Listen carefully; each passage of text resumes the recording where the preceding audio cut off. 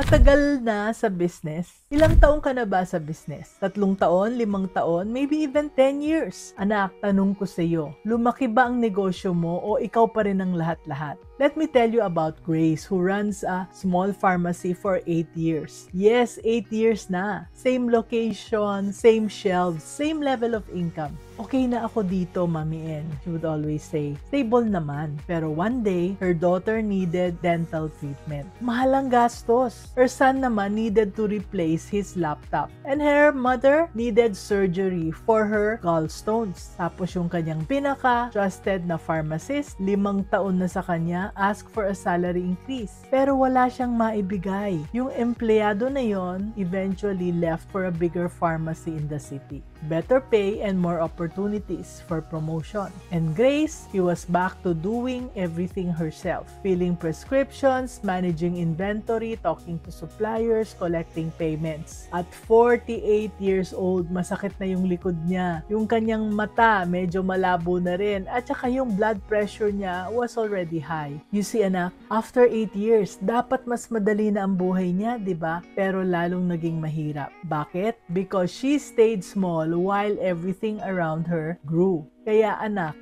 kung matagal ka na sa business pero parang wala pa ring progress, it's time to ask yourself, am I growing or just surviving? Alam mo, I learned this the hard way. Yung aming mga empleyado, yung mga pamilya nila are growing just like ours. Tapos, habang nag-i-increase yung kanilang mga needs, kailangan din na nilang ma-promote at magkaroon ng salary increase. Or else, aalisan nila kami for bigger opportunities. Alam mo anak, I wrote this in the chapter 2 of the Grow Your Business Pinoy book. It will open your eyes to why brain drain happens and how growing your business is the only way to keep your best people.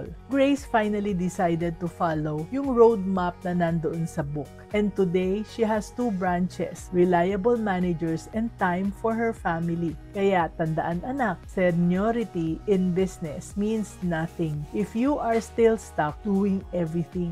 Get your copy now of the Grow Your Business Pinoy book. Check the link in the comment section.